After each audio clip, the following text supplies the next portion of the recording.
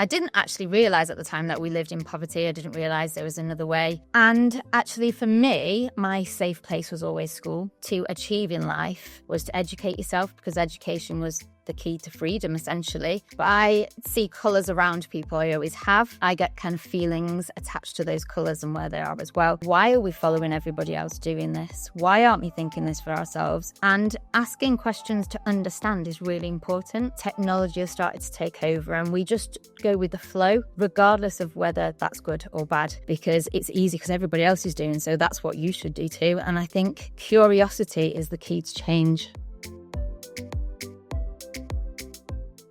Susanna, thank you very much for joining me on Success Matters podcast. I got in touch with you really through LinkedIn because you are closely associated with the previous guest, Stephen Russell, and I've been following you, some might say even stalking you on LinkedIn for a while. And I thought, you started sharing your story more towards the beginning of this year, and I thought, well, Susanna's got a really important story to share, so let's get you on Success Matters. So let's start really with your growing up. You grew up in a single parent household, but you showed a lot of determination to get where you are today. So if we could start there, please, Susanna. Yeah, thank you very much for having me. Born during the 80s, and my mum was a single parent. She was bipolar. My dad was in a Spanish prison. So had a very chaotic start in life, not much in terms of material things.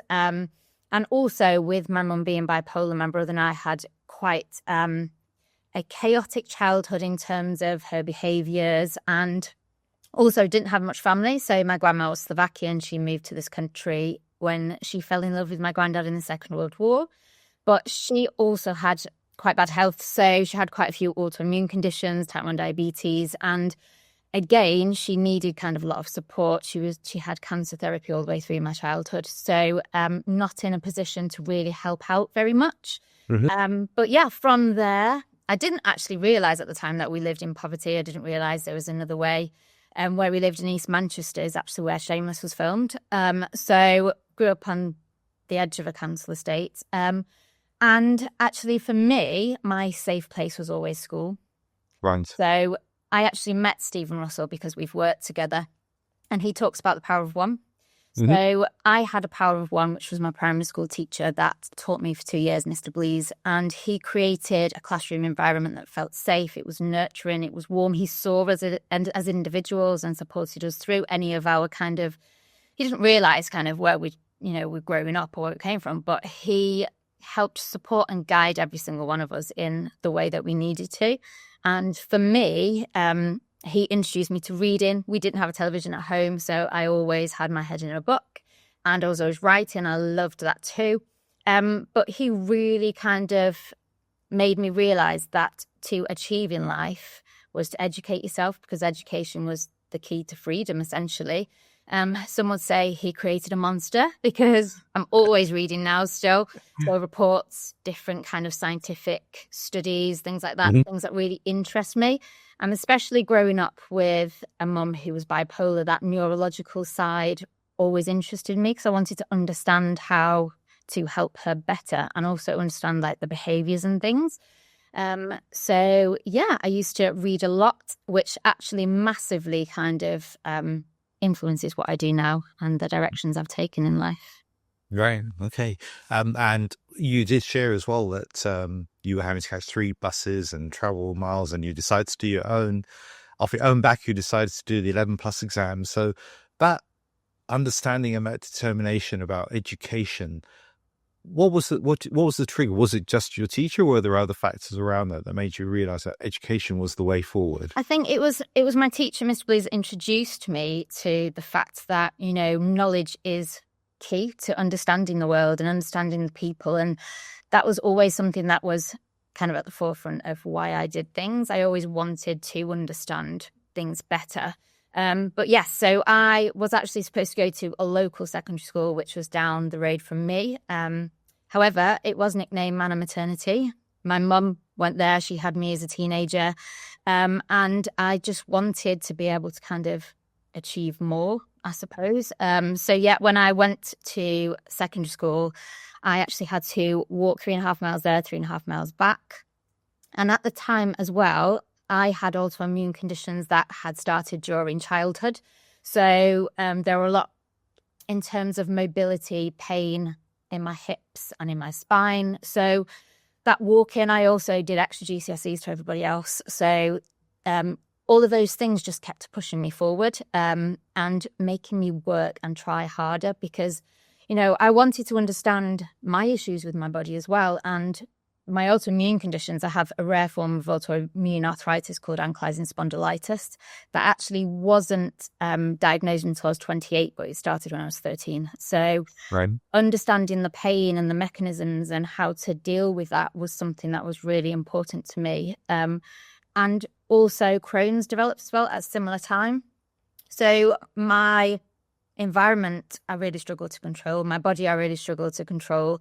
And as part of that, I kind of started to try and control other things. So I would push myself harder. I'd do things that would go above and beyond. I would always have to be the best at something, which, I do have perfectionist tendencies, but the control element of that was always, it was me pushing myself to do better and be harder. And it wasn't always a positive.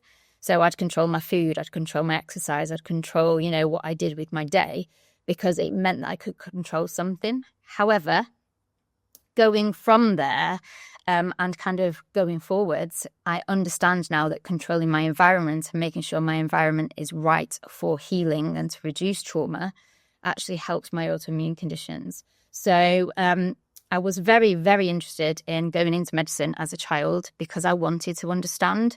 However, at the time that I chose to go to college, I could barely walk. I was in pain. I couldn't stand up for more than 20 minutes at a time. And not knowing what was causing that was a big issue. So I actually went into design, which was something I also loved. I was always very creative. And I had that balance of like scientifically minded brain, but also creative. Mm-hmm. So I then went to university to study design. And the psychological elements and kind of colour psychology and the design and how it's fitted into a space, the sustainability, that was all really important to me. However, when I then got to the design industry, I realised that in the 80s, no one cared about sustainability. I wanted to go in and make changes, be more positive and help support bodies and the body and how it functioned and things like that. But it didn't really go as planned. I didn't fit into the design industry at that point. Everybody was just so conscious about making money. But I know we've come a long way in about 25 years. I think now people understand that you can be sustainable and that still makes money. And I think we're more conscious and more aware now of how the environment impacts us and how we impact the environment. However, I still don't think sustainability is really looked at in the context it needs to be, because in terms of environment, they need to be good for the planet, but also we need to look at the environments that we live in and use that to support our bodies and making sure the environments are there to sustain us in a healthy, productive way as well. And I think all of those things have kind of come together into one, which is taking me down the path initially into design. Then I actually went into education. So teaching design in a sustainable way and making children and young people realize that actually there's more to the world and what we do impacts that significantly.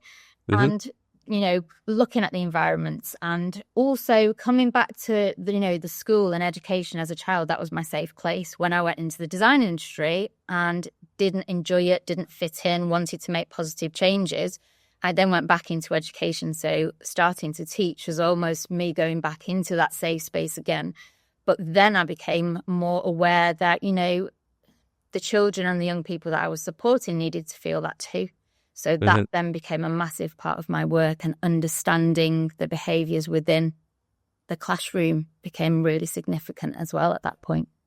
Right. Okay. And so in terms of the classroom environment, if we take that as an example, what subtle changes or what subtle things lead to good behaviour or bad behaviour in a classroom? Yeah, well, there's kind of a lot that you can do, and there are a lot of things that you can kind of introduce to make classrooms and spaces more inclusive, more neurodivergent. And actually that is a key priority of the Department of Education now, which is amazing to be part of. And looking at kind of the senses and how environments can overstimulate, we actually have, it's thought, around 50 senses.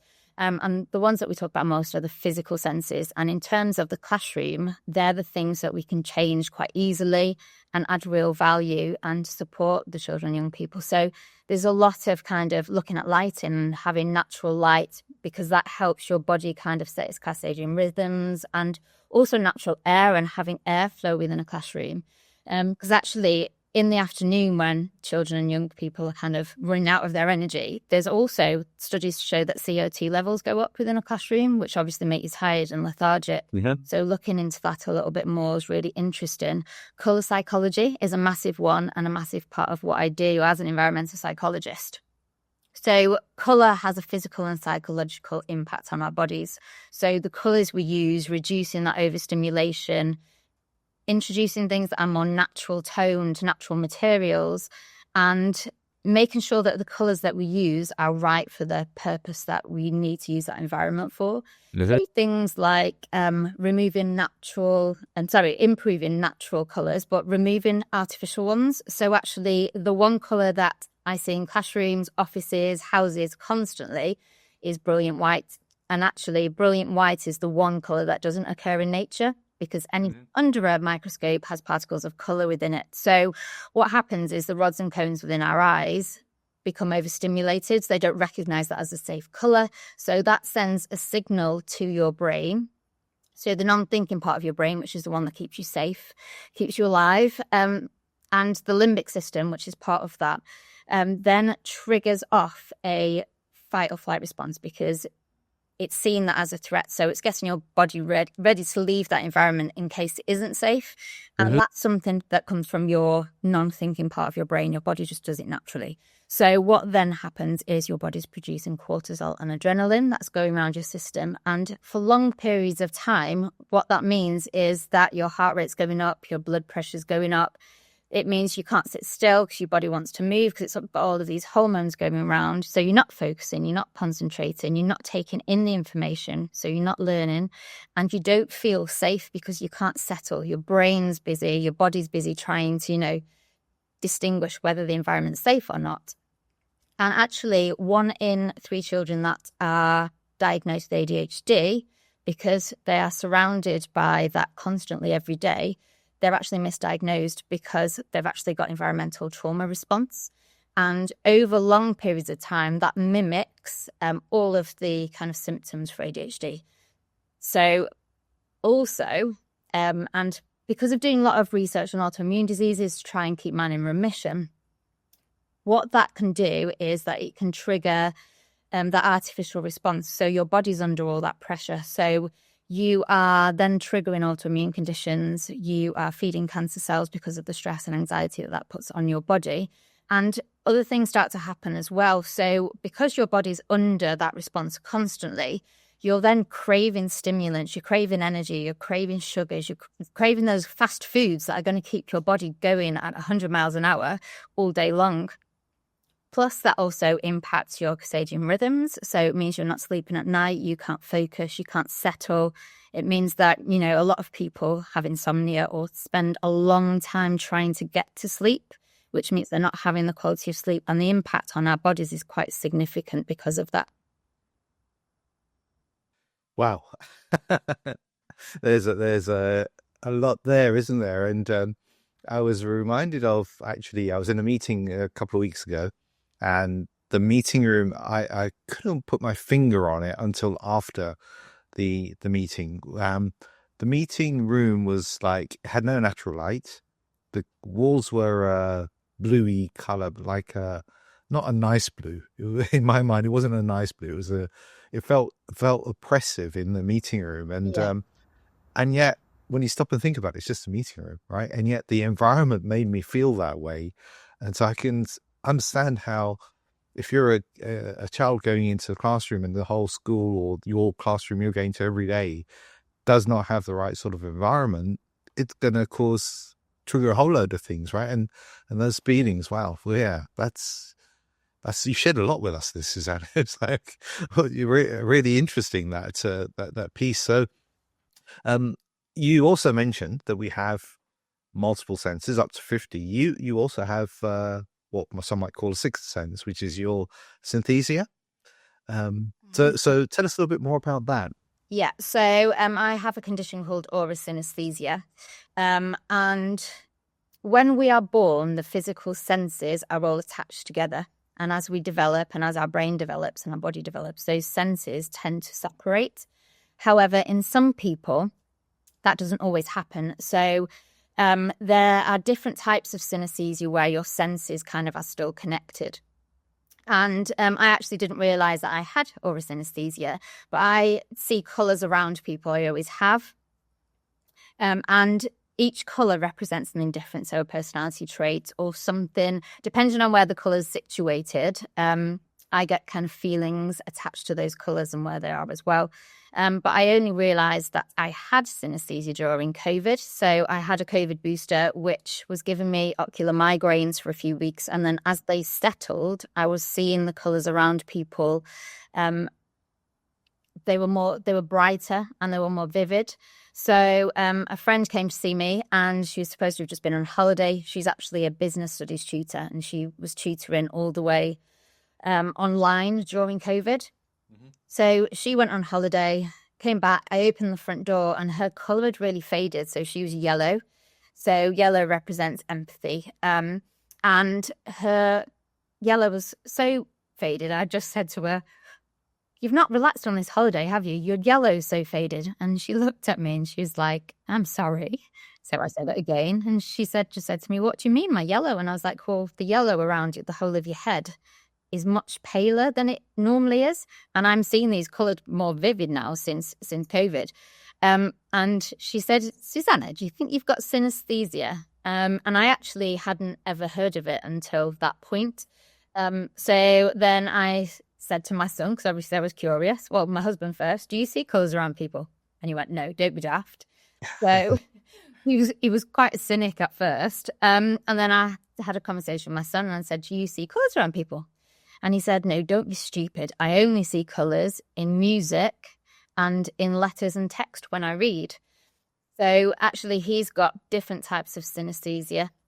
But it's all to do, there is a genetic component, and it's all to do with how those senses carry on working together rather than separately.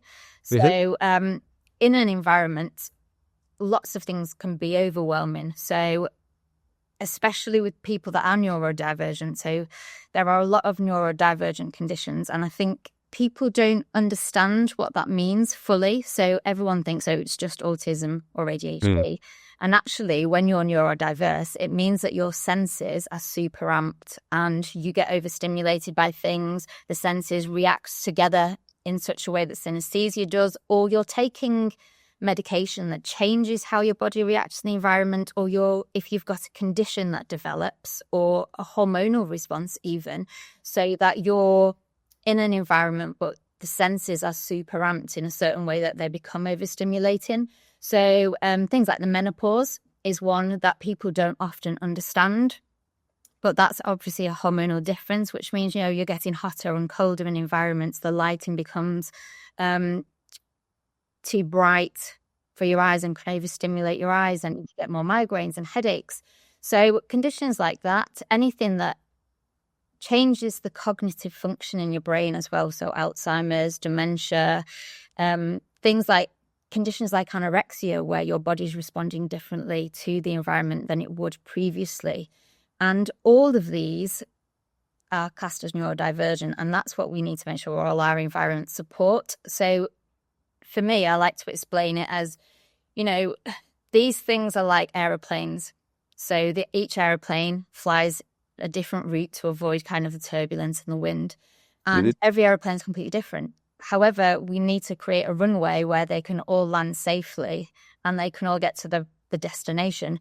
So for me, creating environments that support each and every one of those aeroplanes to land in a safe way helps not just those that are neurodivergent, but helps those who have been through long-term trauma, because that creates a similar response. Making sure that everybody is supported, and inclusion is really important in every environment that we go in. And as you said, you know, in the meeting room, you didn't know why you didn't feel right, but you felt something. And I think our subconscious brain is what is responsible for how we think, feel, and behave within an environment, up to about 80%.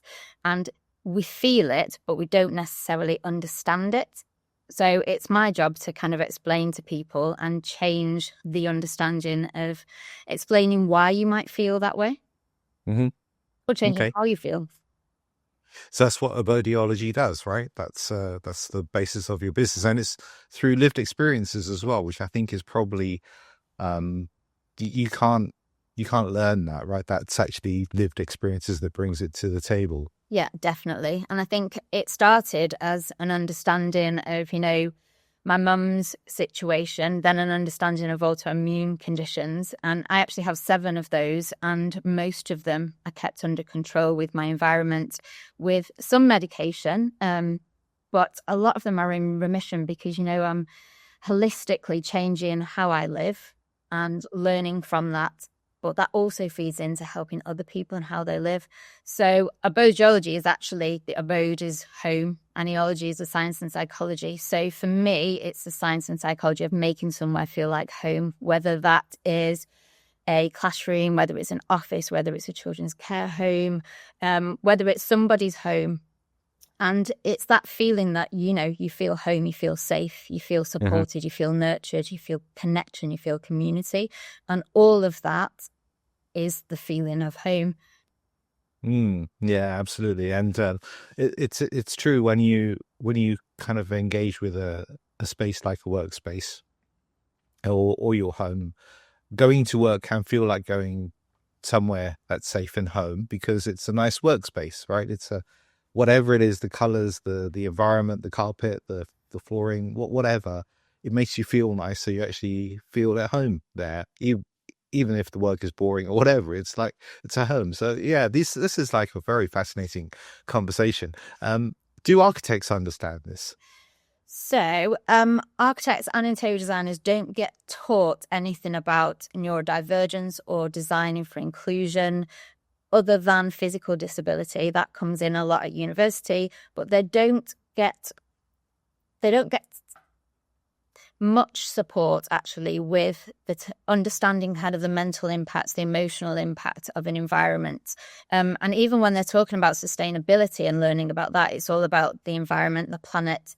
It's not very often about the sustainability of an environment to support us. And that holistic element, reducing the chemicals, understanding how that can have an impact on our body too, is really important. So we actually do a lot of work in terms of upskilling and CPD for architects and interior design companies.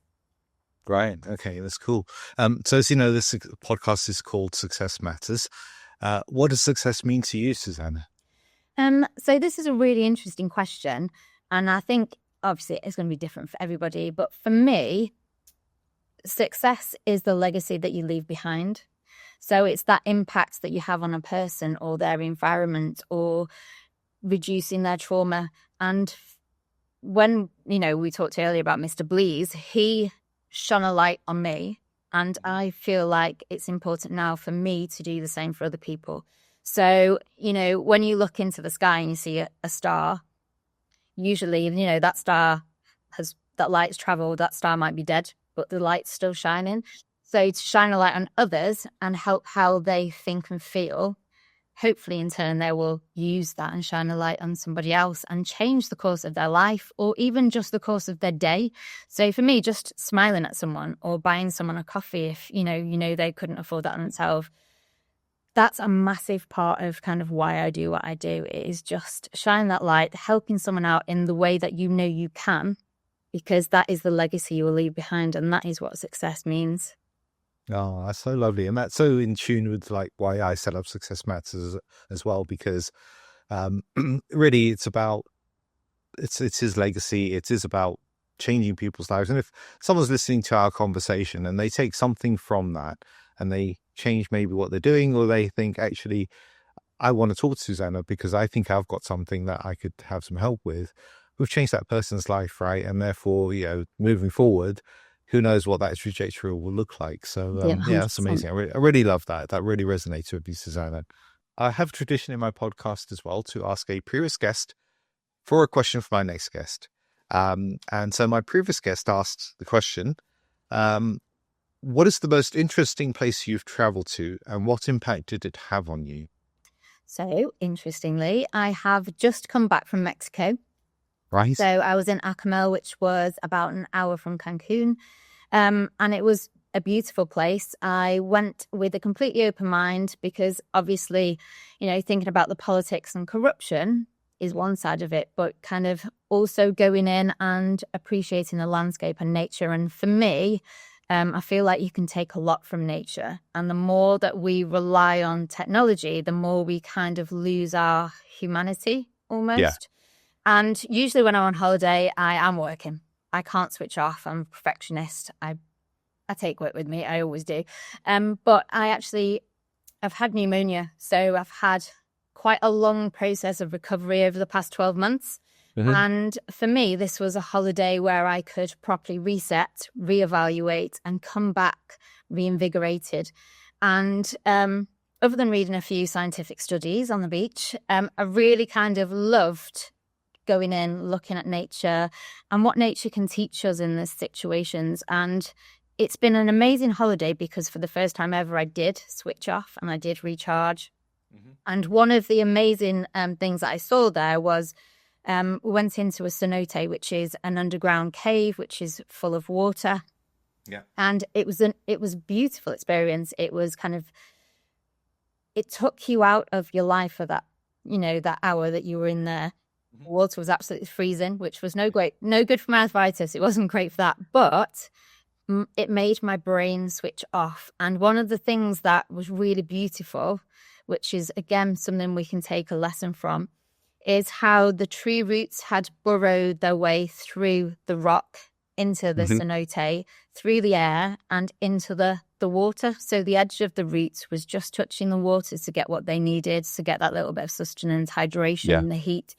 But it was just a real show of how resilient nature can be and a reminder that, do you know what, everybody has hard times. The past year has probably been the hardest year of my life. But, that tree went through all the rock just to get that water to survive. And it makes you very aware of those little moments and those little things that we take for granted sometimes. And it was just really beautiful to see how nature could adapt. And it was just that little moment that, a light bulb turns on and goes, do you know what, that period is over now. Better things are coming. The tree managed to do that. I can keep going and get back to work properly, 100%. And it was just a real eye-opener of how beautiful nature is. Yeah, absolutely. And the cenotes are very, very beautiful when you go there. The root coming through the rock, I think that's metaphor's the wrong word because it's real. It's actually there. But as a descriptor of like the challenge you went through, right, over the last few months with your illness, that's it's very true that nature gives us a lot, teaches us a lot. We just need to open our eyes to see what it's teaching us, really, and to connect with it. Yeah. Do you have a question for my next guest? Yes. So I think if you could give yourself one piece of advice as a child, what would that be? Okay, if you could give yourself one piece of advice as a child, what would that be? Okay. And what piece of advice would you give yourself now as a child? So I think it would be to always stay curious. As a child, I used to ask why all the time. I mentioned how much I wanted to understand things, and it used to get me in trouble so much. And still as an adult, I always have, I make a living out of understanding why. And it was a big part of kind of asking that. But there were points in my life where I probably didn't ask why early enough, and I wasn't curious enough because there's such a negative connotation with the word why. And I think that's because, growing up, whenever an adult asks you why, it's always because you've done something wrong. So why is your shirt tucked out? Why haven't you done your homework? Why are you late for lesson? Why haven't you done it this way? And I think that changes our mindset and the psychology of the word. So obviously getting older and understanding the psychology a bit more behind it, I've obviously learned to ask why in a different way. Yeah. But I think there are so many situations in life for all of us where if we just stood back and said, why do we do that? So why do we use all the chemicals in our houses when it's not great for our body? What could we do differently? Why are we following everybody else doing this? Why aren't we thinking this for ourselves? And asking questions to understand is really important. And I think in our lives, technology has started to take over and we just go with the flow, regardless of whether that's good or bad, because it's easy because everybody else is doing so. That's what you should do too. And I think curiosity is the key to change.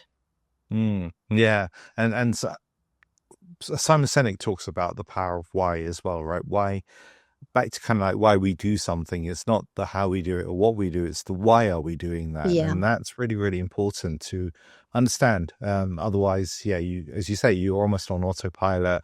Technology takes over. You're not really making that impact or that change that you want to make in the world. And also the negative connotation, as you say, of why. Because as a child, you're asked why, usually as almost like a precursor to some sort of punishment, or something of that nature. You also have a claim to fame as the queen of the latrine. Yeah. which is kind of also what I noticed on your recent LinkedIn post, is you always had a post of a selfie from the toilets in a place, in an establishment. So yeah, tell us a little bit more about that. Yeah, so that actually started, it was a bit of a joke actually. So because I have Crohn's disease, because my mobility can be hampered by my arthritis, whenever I'd be going out with my friends, I would always, the first thing, where's the toilet? And then I'd go in the toilet and we'd go to some nice places with nice toilets. So I used to start taking selfies and send it back to the table. And again, it's, why did it start? It isn't just that. It's kind of, having autoimmune disease, I take an immunosuppressant, so I have to wash my hands a lot. And I mentioned early, growing up, I used to control myself and my body because I couldn't control my environment or the situations or the trauma that I was growing up in. So I did have a very negative self-perception. So I wouldn't look in mirrors at all growing up because I didn't want to look at myself. Oh, right. I actually had body dysmorphia. So understanding what that meant and where that came from and being able to face that head on, essentially, taking a photograph in a mirror of myself and being comfortable with that. That all kind of underpins this kind of jokey, well, Susanna's going to the toilet again. She's going to see how far it is, if there's any steps. And just one day I just put a toilet selfie on LinkedIn and explained why that was a part of me and why I'd done that. And then whenever I went to a nice toilet, and actually, if you think about interior design and environments, if you own a restaurant or a bar, that's probably one of the most photographed places. So, if you design that well, that means you're getting some self-publicity out of those toilet selfies. And that, again, it just came into it. So I was classing it as CPD. So go and have a look at the environments and see how that made me feel. And it just stuck. So when I had pneumonia and I stopped putting those on LinkedIn, people were messaging me photographs of, a nice toilet that they'd seen somewhere, just as a little bit of kind of motivation. We know you're coming back, but while you're not here, we're just going to, show you where's good. You need to get in this place when you recover. And I don't know, it's just been something that stuck because it's a little bit fun. It's a bit tongue in cheek, but actually there is a big reason, behind it and why that started. Yeah. And of course for someone like me, I don't have a Crohn's. I don't have the conditions you have. For me, even then, the toilet in a restaurant or bar or whatever, it's got to be clean and, not smelly and all those sorts of things. Yeah. But for someone with a condition like yours, it's fundamental to you to be able to enjoy a night out, right? And so I think unfortunately a lot of establishment owners forget how important that part of their business is as a reflection of their overall business. Plus the cleanliness, like if you go into a client-facing area and it's not clean, So I would always go to the toilet first. And because I'm immunosuppressed, I can pick up stomach bugs and things quite easily. So if it's not clean and that's what you're putting forward, it always makes me wonder what the areas that you can't see are like. So the kitchens, the fridges and things like that. So I have left places if their toilet's not clean enough. So it's also very important, for those reasons as well. No, absolutely. Yeah, that's very true. So we kind of deviated slightly, but it also ties back to abodiology, right? And the fact that the environment should be right. Yeah. It's been a very fascinating conversation, Susanna. If people want to get in touch with you to find out more or to speak to you about their environment, what's the best way for them to do so? Yeah, so they could find me on LinkedIn and contact me that way, or I'm happy for you to share my email address in the information, and then they could just pop me an email. Okay, great. Well, thank you. It's been a great conversation. We're at the top of our time now. I've learned a huge amount in just a very short space of time. So thank you for taking part in Success Matters. Thanks, Sanjay. That was just the tip of the iceberg. Yeah, I'm sure it was. Yes. Well, thank you very much for having me. To find your success, contact me at info@successmatterscoaching.com. That's info@successmatterscoaching.com.